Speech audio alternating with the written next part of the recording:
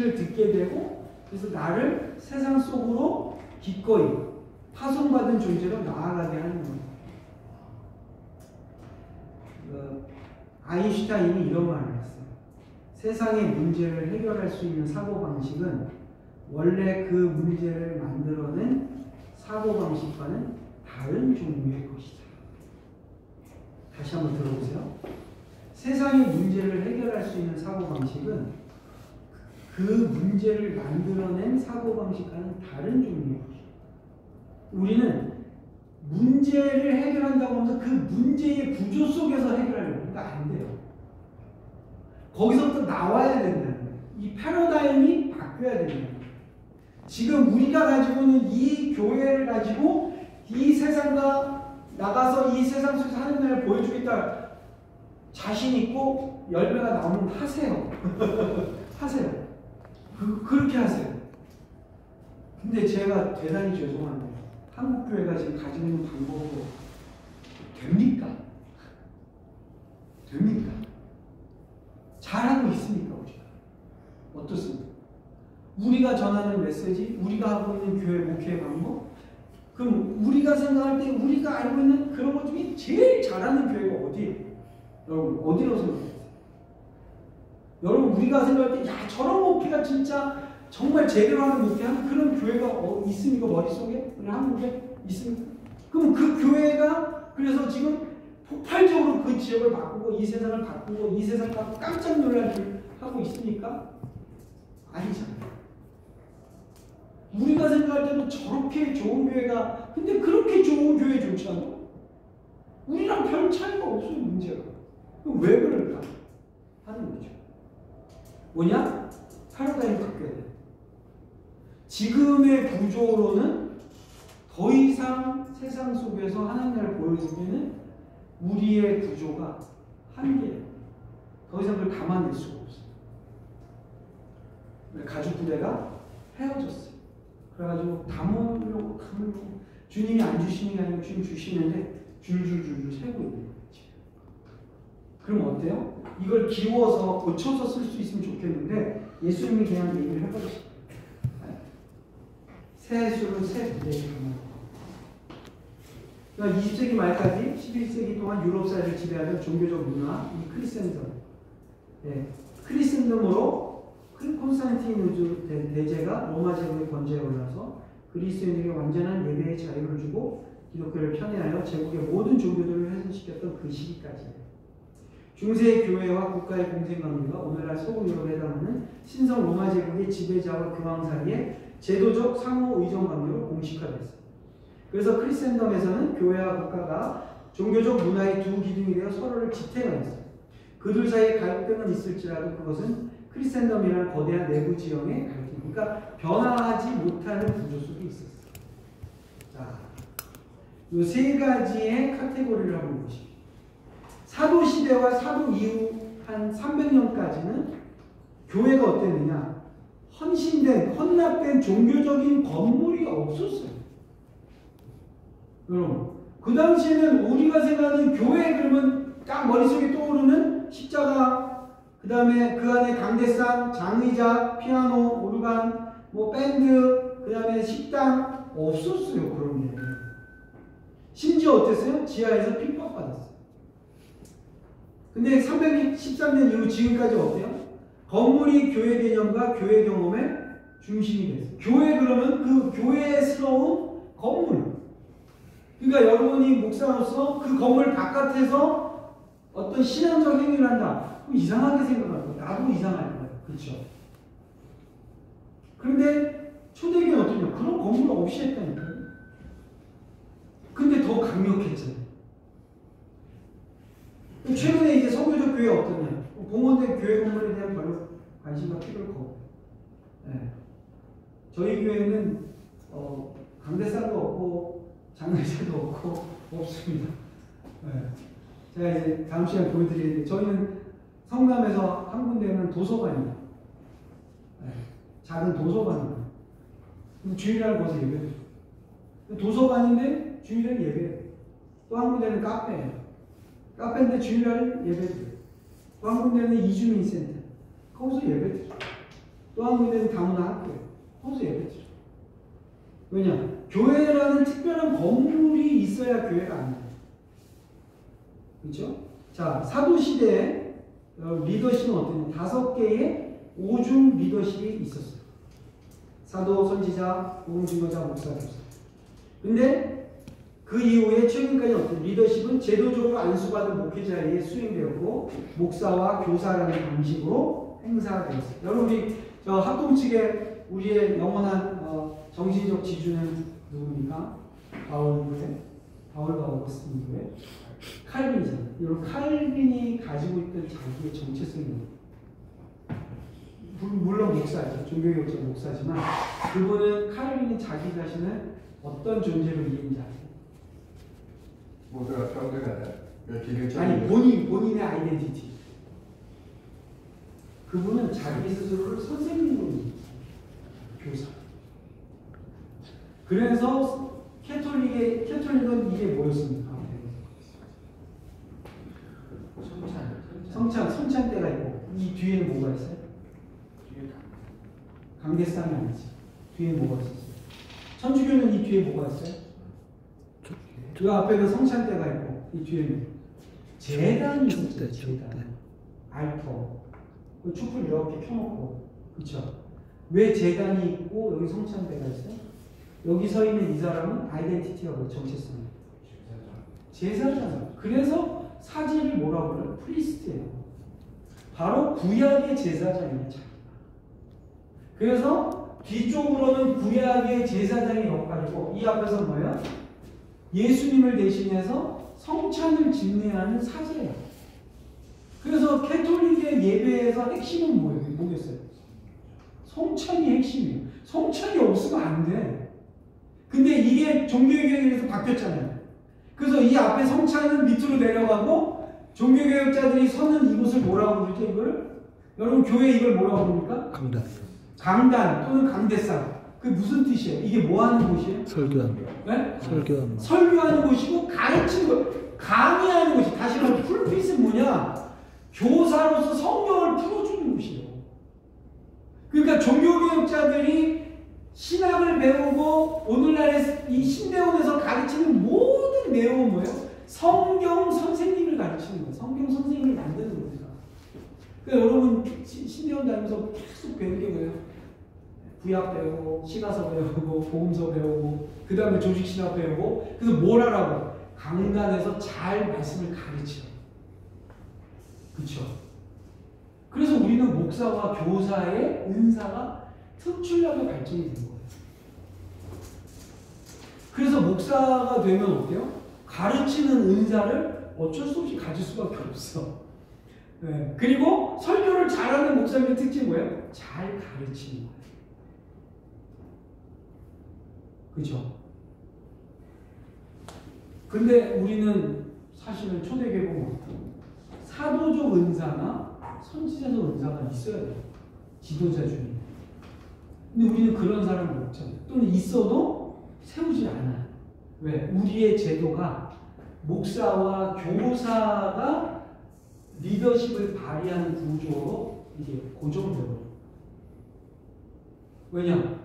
목사와 교사가 이 강단에서 가르치고 사람들이 여기 와서 배우고 그리고 세상으로 가. 근데 세상을 변화시키는 리더십들은 없어요. 우리의 리더십은 다 뭐예요? 교회 안에서 작동되는 리더. 근데 하나님의 나라 초대교회 어디는 세상을 가서 세상을 뒤집어 바꾸는 역할로 사람들을 부른 거예요. 그러니까 그 사람들은 어때요? 사도들을 보내서 이 한 곳에서 한 지역을 계속해서 가르치고 이들을 훈육하고 이들과 목양을 하는 게 사도가 아니에요. 그러니까 바울은 어때요? 잠깐 가르치다가 가잖아요. 새로운 곳을 가잖아요. 왜? 그 사람은 사도이기 때문에. 그러니까 사도는 한 곳에서 오랫동안 그 사람들을 키우고 양육하고 하는 그 은사가 아니에요. 그 사람은 누구냐? 그 목자예요. 목자. 그러니까 그 은사가 있는 그걸 해야 돼요. 그렇죠? 근데 사도적 은사가 있는 분도 어때요? 그 한 곳에 계속 있으라면 미칩니다. 왜? 내가 이 인간들을 계속해서 어떻게 하냐? 왜? 사도는 오랫동안 사람들의 귀를 기울여서 듣는 게 중요한 게 아니에요. 이 말씀을 못 들은 새로운 사람들을 향해서 가는 게 더 자기의 부르심. 그러니까 사도적 은사가 있는 사람은 어때요? 그런 사람들하고 가서 그 사람들에게 복음을 보여주고 하나님 나라를 드러내고 하는데 더 관심이 많아요. 그러니까 이 사람들 어떻게 했어요? 새로운 일을 계속 시작합니다. 교회 안에 새로운 일을 하는 사람이 있죠. 가만 못 있고 우선 이것도 해봐야죠. 그 사람은 사도적 은사가 있다고 생각하세요. 그래서 바깥에 가서 하라고 시키세요. 그러면 잘합니다. 근데 오래 못해. 왜? 사도적 은사가 있으면서 목양의 은사가 있는 사람이 거의 없어요. 그래서 목양의 은사가 있는 사람이 따라가줘요. 그래서 사도적 은사가 있는 사람은 새로운 일을 시작해. 스타트업에 개척하고 새로운 삶을 일으키고 근데 오래 못해. 금방 지쳐. 그리고 또 새로운 사람을 만나고 싶어서 또 엉덩이가 들썩들썩해. 그때 목양의 은사가 있는 사람이 바톤 터치를 해줘야 돼. 그리고 교사의 은사가 있는 사람이 그 안에서 제자를 키우고 그 사람들 돌보고 그 사람들 다시 양육하고 그래서 또 다시 나가게 해. 그러니까 사도적 은사가 있는 사람이나 선지자적 은사가 있는 분들은 혁신가예요. 새로운 일을 계속 만들어내죠. 네, 모티베이터, 자극하고 여기 이렇게 가만히 있으면 돼. 빨리 나가야지. 지금 세상을 변화시켜야지. 막 이런 맨날 그런 거에 막 정신이 없어요. 근데 목자의 은사 있는 분들은 어때요? 그런 분들은 힘들어. 왜? 이 사람들 아직 연약한데, 이 사람들 아직 훈련이 안 되는데, 이 사람들 돌봐야 될 사람도 필요하죠. 그래서 목자의 은사 있는 사람, 교사의 은사가 있는 사람들이 필요하고, 그래서 오중직이 다 있어야 돼요. 근데 오늘날은 어때요? 새로운 일을 일으키거나 새로운 일을 혁신하는 사람들은 거의 없고, 그런 사람들이 교회 안에서 존중받지 못해요. 사고 뭉치하고, 쓸데없는 짓 하는 것이죠. 그리고 어때요? 이미 만들어져 있는 구조를 잘 케어하고 메인터넌스, 유지하는데 은사가 있는 목사를 찾아요. 그 문제는 뭐냐? 이게 유지되는 것 같지만 시간이 가면 갈수록 무너지는 것을 유지하는 데가 있어요. 그러니까 뭐예요? 무너지는 걸 연기시키고 막아내긴 하는데 새로운 도약이 일어나는 일이 없는 거예요. 그래서 사도적 은사가 있는 분들이 초대교회는 계속해서 핍박 속에서도 계속 지역을 옮기면서 계속해서 새로운 공동체들이 나왔어요. 이 초대교회는 어땠어요? 분권적이에요. 굉장히 독립적인 은사들을 인정해요. 근데 오늘날의 우리 교회 안에서의 리더십은 어떻습니까? 되게 이렇게 계층, 하이라키, 위 수직적이죠. 담임 목사님으로부터 해서 쭉 이렇게. 그래서 이 수평적인 리더십이 나와야 되는데 어렵습니다. 초대교회는 어땠느냐? 성찬이 거룩한 공동체의 식사. 그리고 셀러브레이션, 파티. 예수님도 어땠어요? 죄인들과 함께 식사하실 때 늘 흥겨운 파티였죠. 그래서 바리새인들이 막 비난했잖아요. 먹기를 탐하는 자들이라고. 그 정도로 예수님은 식사를 통한 파티, 셀러브레이션을 많이 하셨어요. 그런데 이게 중세로 가면서 어떻게 됐어요? 이 각종 성례, 세크라멘트가 제도화되고 있어요. 성찬이 은혜의 방식으로 되면서 그 생동감, 함께 배부르게 먹고 흥겨워하는 축제의 형식이 사라져버리고 하나의 형식으로만 남았다. 네. 오늘날에도 여러분 그래서 성도들이 예배도 좋아하지만 같이 밥 먹을 때 얼마나 얼굴이 밝아집니까? 그렇죠? 밥 먹을 때 보면 다 행복해요. 근데 우리가 이 성찬에 대한 새로운 좀 도입도 필요해요. 재발견. 그 다음에 초대교회는 어땠느냐? 다 변방이 있었어요. 지하에 소외된 곳에 있었죠. 근데 중세 때는 어땠습니까? 교회가 중심에 있었어요. 그 마을의 중심에는 항상 교회가 위치해 있었죠.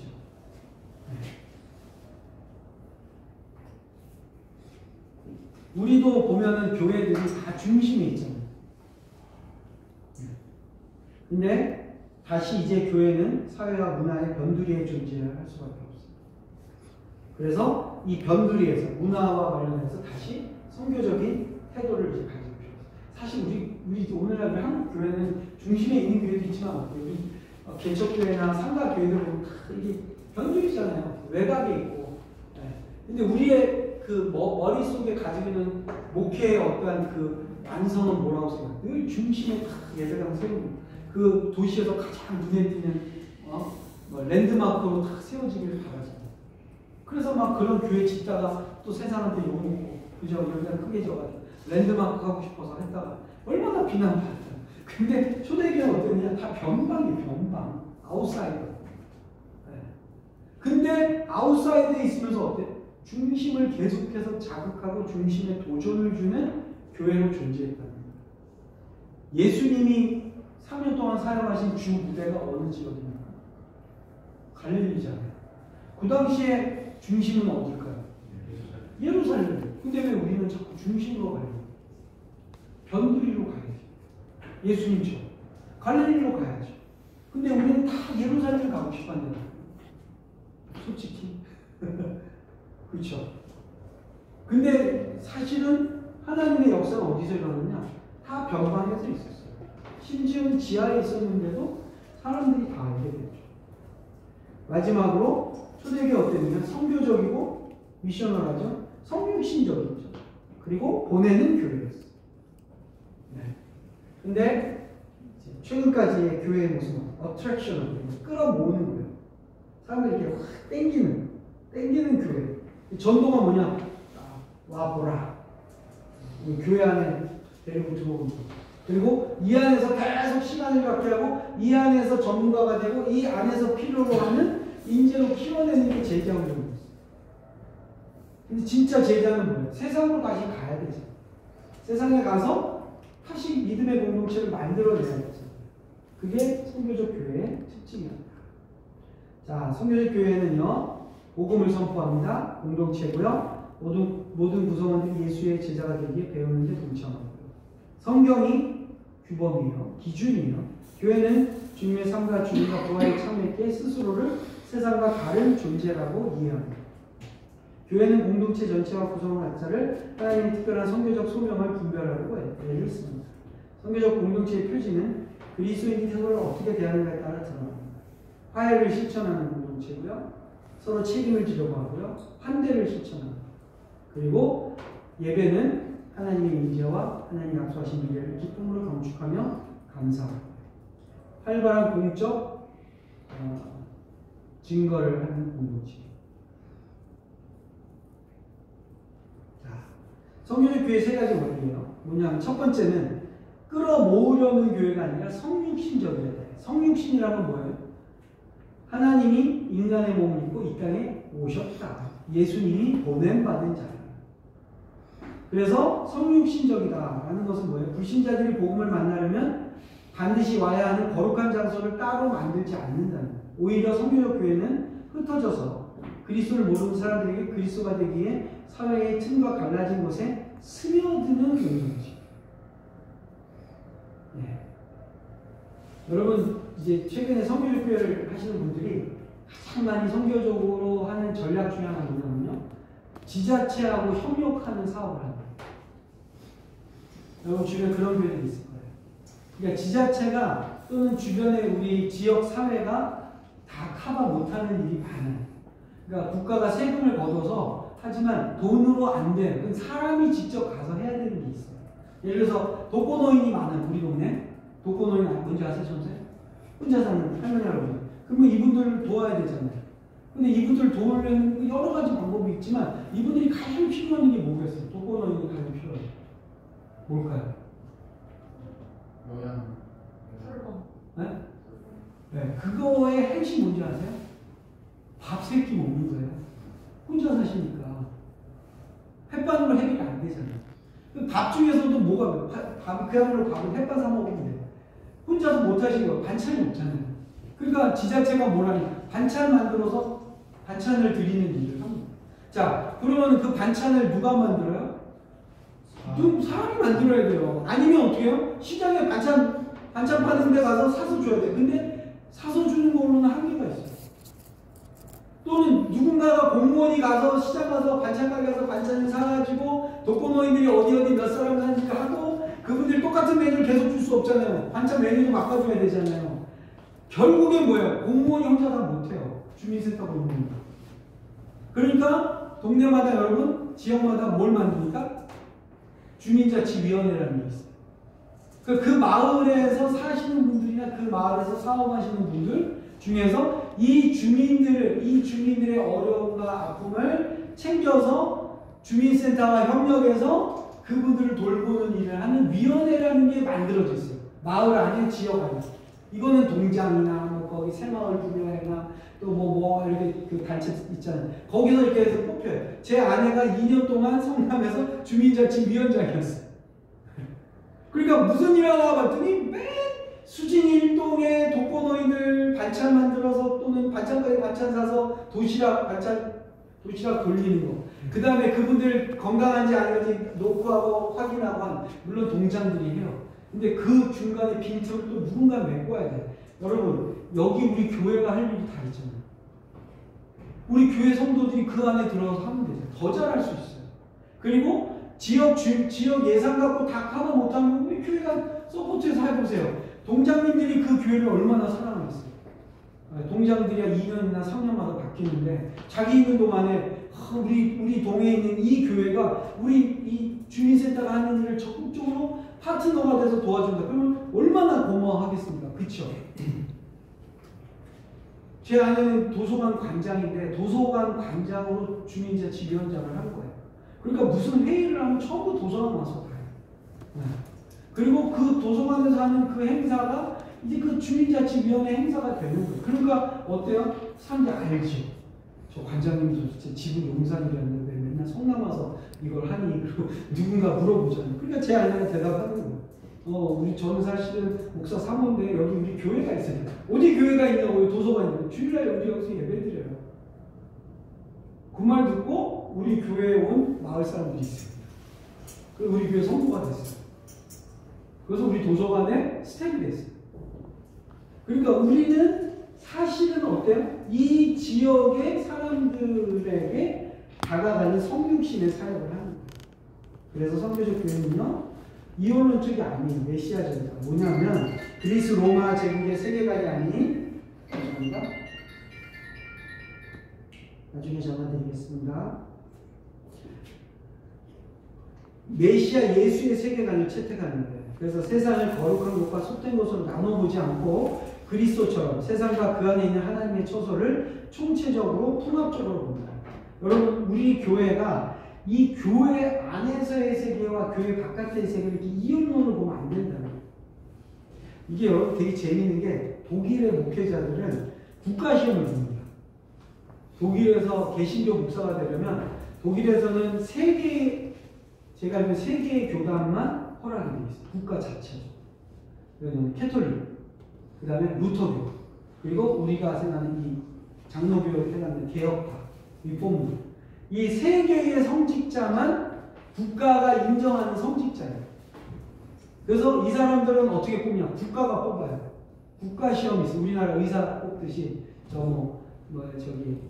국가시험으로 사람 뽑는 것처럼 거기도 국가. 그래서 이 성직자는 어떻게 하느냐? 이 3명의 종교인들은 국가가 월급을 줍니다. 그래서 교회로부터 월급을 받지 않아요. 그 대신에 국가가 이들한테 요구하는 게 있어요. 그게 뭐냐? 그 목회자가 목회하고 있는 그 교회 주변의 지역의 대소사를 다 목사가 돌봐야 돼요. 준 공무원이에요. 근데 그렇게 한 이유는 뭐냐?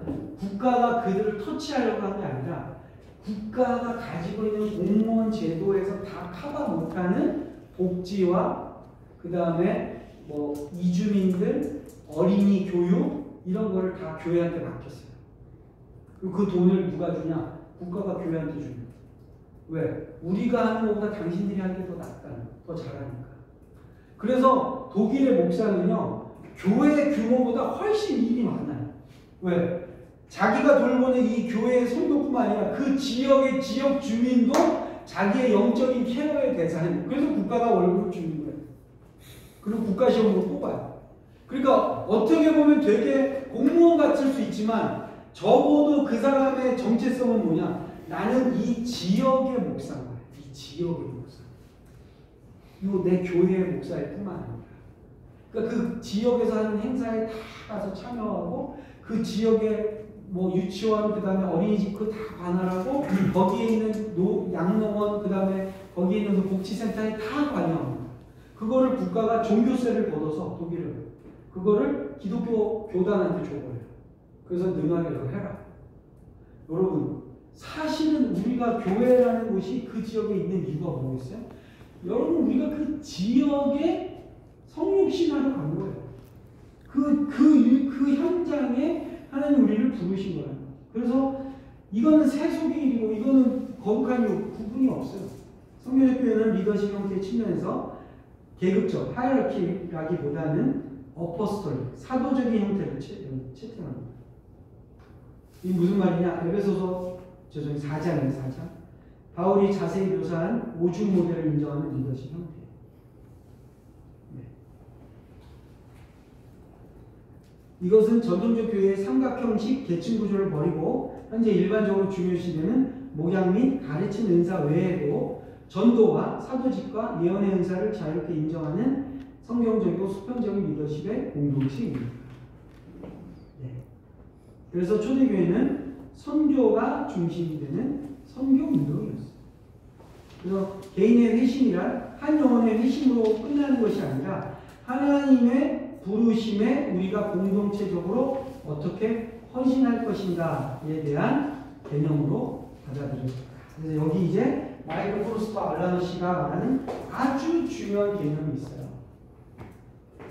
그동안은 기독론을 우리가 가르치면 여러분 교회에서 복음을 가르친다 할 때 어때요? 예수가 그리스도이시다, 예수가 주님이시다라는 기독론을 가르치잖아요. 기독론, 그렇죠? 그래서 이 기독론을 어떻게 합니까?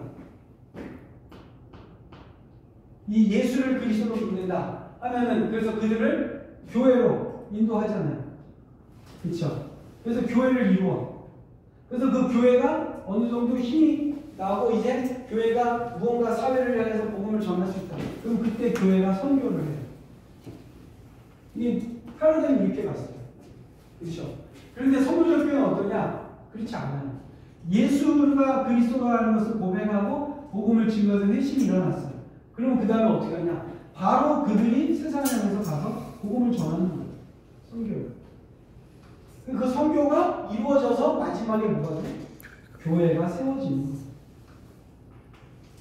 그러니까 여러분 선교적 교회라는 건 뭐냐면 교회가 세워져서 선교를 하는 게 아니라 선교가 이루어져서 교회가 되어지는 거예요.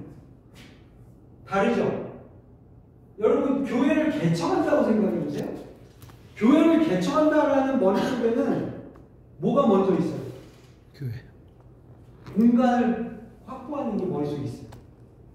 교회를 개척하려면 예배당을 어떻게 꾸밀 것인가. 그래서 교회 개척이 어렵다고 하는 거예요. 사람들이. 왜? 공간을 확보하고 예배당을 꾸며야 되고 그 안에 기구를 넣어야 되고 성구 넣고 예배당 뭐 십자가 달아야 되고 하려니까 교회를 시작하려면 처음에 어때요? 그 모든 게 다 비용이에요. 근데 그 비용이 들어가는 거에 핵심이 뭐냐? 교회라는 건물 또는 교회라는 공간을 만드는 데 필요한 코스트예요. 전부. 그렇죠? 그래서 뭐랍니까? 예배당 만들고 교회 건물 얻고 그래서 상가에다가 예배를 딱 했어요. 그 다음에 이제 그 안에서 뭐 하죠 우리는? 목사님 이거 만든 다음에 뭐예요? 거기서 예배예요. 그렇죠? 예배를 드려. 근데 예배 드릴 사람이 안 오잖아요. 바로. 그러니까 어떻게 해요? 사모님이랑 둘이 드려. 그 다음에 자기 애를 앉혀놓고 드려. 다 그렇게 했어요. 그래서 예배를 통해서 그리고 우리의 예배가 전도의 도구였어요. 그렇죠? 그래서 사람들이 와서 이 예배 들어오는 거예요. 예배 들어보고 목사님 말씀 좋네 뭐 이러고 와서 듣고 우리 다 예배. 그래서 성도가 모여져서 우리가 제대로 예배를 드리고 헌금이 이제 걷어지고 그러면 그 다음에 뭘 해요? 마지막으로 선교하는 거예요. 그러니까 이 선교는 누가 하는 선교냐? 교회가 세워져야 하는 선교예요. 그래서 이 선교는 뭐예요? 교회의 선교예요. 그러니까 교회가 세워지지 않으면 선교할 수가 없어. 전제 조건이 뭐냐? 교회를 먼저 세워야 돼. 근데 여러분, 교회 개척을 이 패러다임이 아니라 이걸로 해보세요. 그러면 자, 내가 예수를 믿는 그리스도인, 내가 하나님 앞에 헌신한 목회자야. 그럼 내가 1차적으로 할 건 뭐예요? 교회를 세우는 공간을 만드는 게 중요한 게 아니라 교회 개척은 복음을 전하는 거예요. 그 지역에. 공간이 없어도 되는 이거는, 그쵸? 그냥 카페 밀려서 해도 돼요. 한 주에 한 번 어디서 모여도 돼요. 또는 예배가 아직 없어도 돼요. 왜? 선교하는 거예요. 선교를 하는 게 중요하지 예배를 드리는 게 중요한 게 아니야. 교회가 된다는 건 뭐냐? 그 전에 하나님이 이미 그 지역에서 일하고 계신 그 하나님의 선교를 우리가 발견하고 그 하나님의 마음으로 이 지역을 섬기는 선교가 먼저 시작되는 거예요. 그럼 뭐가 일어날까? 회심이 일어나죠. 우리가 전하는 복음과 우리가 전하는 수고와 우리가 하나님의 마음을 품고 그 지역을 섬길 때 사람들이 물어보지. 당신이 뭔데 이렇게 여기 와서 우리를 도민하고 도대체 당신 왜 이 일을 하냐? 질문이 오고 물어볼 거예요. 그때 우리가 복음을 전하는 거예요. 그런 사람들이 모여가지고 이제 우리가 이 좋은 일, 하나님의 일을 하다가 이웃을 섬기는 일을 하다가 그 안에서 복음을 증거되고 회심이 나오고 그러면 어때요? 회심한 자들과 함께 정기적인 예배를 드리잖아요. 그게 교회지.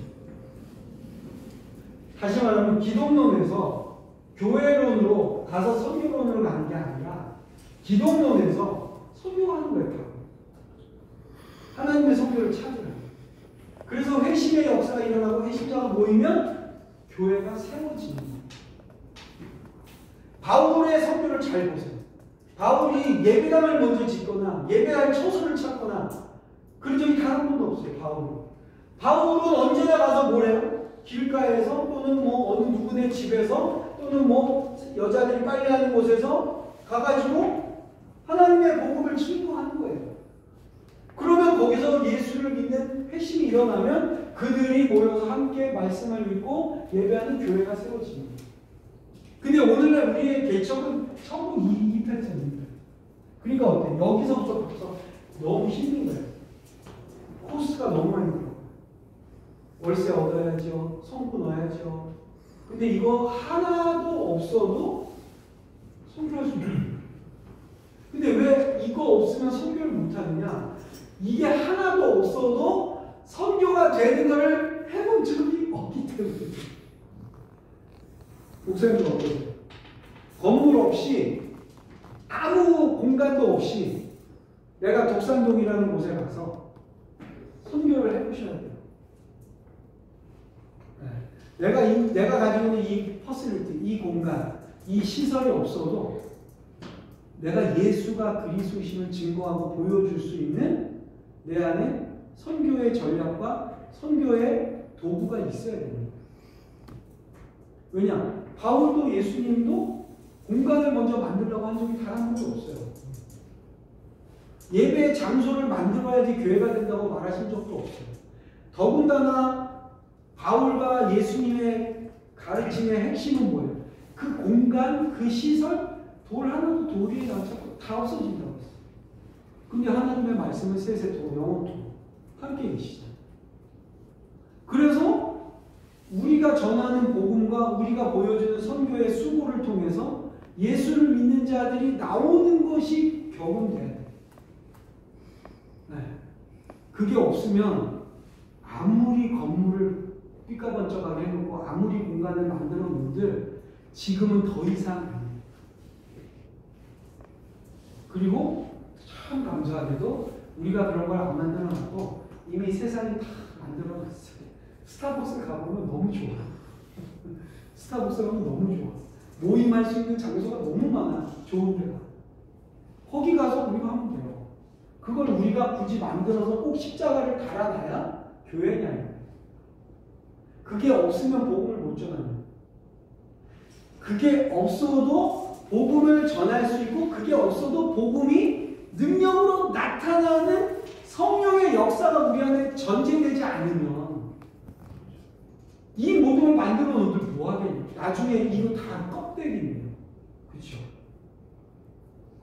결국에 뭐냐? 우리가 가지고 있는 선교의 패러다임, 그 다음에 교회의 패러다임이 바뀌어야 됩니다. 기독론에서 선교학으로, 선교론으로, 선교론에서 교회론으로의 패러다임이 바뀌어야 돼요. 이래야 우리가 이 선교의 현장에서 하나님의 일하심을 볼 수 있다는 거예요. 제가 이제 우리 교회 개척학교를 제가 바깥에서 출교를 하는데요. 저희 학교에서는 교회 개척하겠다고 이제 하시는 선교사님이나 목사님들 이제 모여서 저희가 한 4개월 동안 훈련을 해요. 근데 제가 이제 대표 코치니까 제가 늘 하는 말이 있어요. 그게 뭐냐면 교회 개척을 내가 할 수 있느냐 없느냐를 내가 스스로 점검해 볼 수 있는 게 하나 있어요. 그게 뭐냐면 목사님들 한번 생각해 보세요. 제 질문에 목사님들 한번 대답해 보세요. 자, 내가 눈을 이렇게 감고 누가 나를 무슨 봉고차에 실어가지고 어디 뚝 떨어뜨려 놨어. 근데 그게 막 눈을 뜨고 봤더니 뭐 어디 저기 경상도 어디야. 눈을 딱 떴더니 뭐 강원도 어디야. 또는 눈을 딱 떴더니 중국의 어떤 지역이야. 또 일본 어느 땅이야. 눈을 딱 떴어. 자, 던져졌어요. 자, 거기서 1년에서 2년 동안 누군가 나한테 먹을 걸 주고 먹고 살 수 있게 해줘. 그러니까 내가 집도 있어요. 그래서 자고 아침에 밥 먹고 나와서 사람들만 만나. 1년에서 2년 동안 사람들을 만나고 사람들을 사귀고 그 지역을 알고 해서 나랑 같이 어떤 한 가지 취미들, 동호회들, 뭐든 나랑 그것을 매주 모여서 같이 할 수 있는 사람 10명에서 20명을 만들 수 있습니까? 그 만들 수 있는 툴, 그걸 할 수 있는 컨텐츠가 있습니까? 목사님들 있으세요? 그래서 그걸 해서 있어요. 해봤어. 나는 이지엘 갔더니 엄마들이 막 모여가지고 막 음악을 막 배우고 싶어. 내가 기타를 좀 칠 줄 알아. 자, 우리 어머니들 제가 기타 가르쳐도 그렇지. 기타 교실 할까요? 또는 나 이분들이 막 중국어를 공부하고 싶은데 중국어 선생님이 없어. 그래서 목사님이 제가 중국에서 오래 살다는데 제가 중국어 가르치는 선생님 해줄게요. 그래서 중국어를 할 수 있잖아요. 그래서 중국어 교실을 했어. 뭐 뭐든 좋지. 그 수백 가지가 있잖아요. 할 수 있는 거. 자전거 타기를 해도 좋아요. 자전거 아주 이상한 짓 말고 도박이나 막 이런 거 말고 그냥 우리가 할 수 있는 클럽 또는 뭐 동호회 해서 1년이나 2년 동안을 내가 그들과 함께 가면서 10명에서 20명을 만들어낼 수 있는데 그거 할 수 있으면 개척하셔도 돼요. 근데 그거 못한다. 안 된다. 하지 마요. 의외로요. 못하는 분들이 되게 많습니다. 의외로 내가 할 수 있을 것 같은데 잘 안 돼요. 그 왜 그런지 아십니까? 좋아하는 그 일을 잘 못해. 우리는 좋아하는 거랑 잘하는 거를 헷갈려요. 내가 좋아한다고 해서 잘하는 게 아니에요. 좋아할 뿐이야. 우리는 지금 나이는 좋아하는 걸 잘할 때까지 시간이 없는 거예요. 죄송한 얘기인데 여기 계신 모든 분들은 그리기에는 시간이 모자라요. 거꾸로 여러분들이 잘하는 거를 하셔야 돼요. 근데 대부분 우리는 어떤 실수를 하냐면 내가 뭘 잘하는지를 몰라요. 어떻게 생각하는지 아세요? 내가 좋아하는 걸 잘하는 줄 알아요. 근데 사실 보면 좋아할 뿐이야. 더 재밌는 건 뭔지 아세요? 내가 그걸 별로 안 좋아하거든요. 근데 사실은 잘해요. 목회에도 그게 있어요. 나는 그게 늘 나는 잘 못한다고 생각. 나는 별로 안 좋아해요. 기도 사역하고 찬양 인도하고 난 그거 너무 싫고. 근데 사람들 뭐예요? 목사님 찬양 인도하고 너무 좋아요. 그건 내가 잘하는 거예요. 그래서 내가 좋아하는 것과 잘하는 걸 내가 구분이 안 되잖아요. 그러면 그거 확인할 수 있는 방법이 있어요. 뭔지 아십니까? 내 아내는 정확하게 압니다. 여러분 아내한테 물어보셔야 돼요. 배우자한테 물어보세요. 그러면 정확하게 알아요. 그리고 깜짝 놀라요. 내가 그걸 잘하는 거였어. 나는 내가 잘하는 게 다른 건 줄 알았거든. 근데 아내가 그래요. 당신은 그걸 좋아할 뿐이야. 사실은 잘 못하지만 배우자는 정확하게 알아요.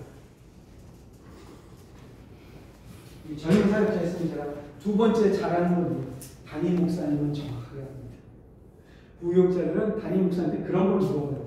목사님, 제가 뭘 잘합니까? 왜냐하면 우리 스스로 자기가 뭘 잘하는지 잘 몰라요. 근데 20대 때는 좋아하는 거를 계속 해도 돼요. 20대 때는 좋아하는 거 계속 하면 10년쯤 하면 잘합니다. 왜? 시간이 걸리면 되니까. 근데 우리는 그러기에 시간이 모자라잖아요. 그러니까 이제 뭐예요? 그동안 하나님이 나를 현장에서 갈고 닦아서 잘하게 만드는 걸 찾아내요. 그래서 잘하는 걸 이제부터 좋아하는 거예요. 그리고 그걸로 1년에서 2년 동안 한 20명을 내가 묶어낼 수 있다. 그럼 개척하셔도 돼요. 그러니까 아무것도 없어도 건물이나 공간이나 이런 시설이 없어도 교회가 돼요. 문제는 뭐냐? 내가 가지고 있는 선교적인 나의 컨텐츠가 없는 거예요. 그래서 우리가 이 수업을 왜 하느냐? 나의 컨텐츠가 뭔지를 찾아내는 게 필요합니다. 그리고 그거는 우리가 그동안 수많은 세미나와 수많은 무슨 전도 방법이나 수많은 학교에서 배운 것들로 알고 있는 것들하고 전혀 다른 거예요. 진짜 나에게 주신 부르심을 찾아요. 제가 이제 우리 개척학교에서 오신 목사님 한 분이 선교사 출신, 그분도 인도네시아 선교사입니다. 이 재능도 많아요. 성악을 전공했어요. 노래도 잘해요. 그리고 사람이 또 재능도 야구도 잘하고 장애인 야구팀 가서 뭐도 하고 그래요. 근데 목회만 했다 하면 이상하다. 또 갈라지고 또 갈라지고 그래요. 또 재밌는 건 뭐냐면 또 꾸역꾸역 와요. 성도들이. 근데 20년도 안 돼서 또 쪼개지고 또 쪼개지고. 그래서 제가 어느 날 저한테 와서 목사님 저는 왜 이렇게 목회가 힘들죠? 그래요. 얘기를 쭉 들어보니까 이분이 진짜 잘하는 분 딴 거예요. 놀랍게도 이분은 커피는 정말 잘합니다. 그래서 제가 목사님 조금 쉬었다가 하고 일단 커피를 잘하니까 커피 쪽을 한번 계속 해보세요. 그랬더니 참 놀랍게도 제 말에 그분이 순종을 했어요. 그래가지고 신촌에서 바리스타 그거 해가지고 바리스타 자격증 주는 협회를 만들었어요. 그랬더니 자기한테 커피 배우러 오는 사람들이 많아졌어요. 그러다가 교회가 다시 됐어요. 커피 배우러 온 사람들이 이분이 목사인 걸 알고서는 이분이 하는 교회에 다시 오게 된 거예요. 지금은 커피로 대박 났습니다. 근데 커피로 대박 나서 사업이 잘 되는 게 끝이 아니고 그 커피 때문에 다시 사람을 만나는 법을 배우는 거예요. 지금 이분이 어디서 카페 하냐면요. 신촌에 IBF 선교단체 IBF 1층 카페를 이분이 만들었어요. 그래가지고 지금은 카페에 온갖 한국의 교계 VIP들이 거기 다 와요. 그래가지고 이분이 다시 목회가 돼요. 그러니까 지금도 사실은 목사님들이나 우리 사역자들이 자기가 잘하는 게 다 있거든요. 세상 말로 한 방이 있는 거야. 찾아야 돼. 그리고 그걸로 승부를 걸어야 돼. 근데 그걸로 하면 분명히 하나님 뭔가 보여주신 게 있습니다. 그래서 자 오늘 이거는 여기까지 하고 잠깐 쉬죠. 10분. 네.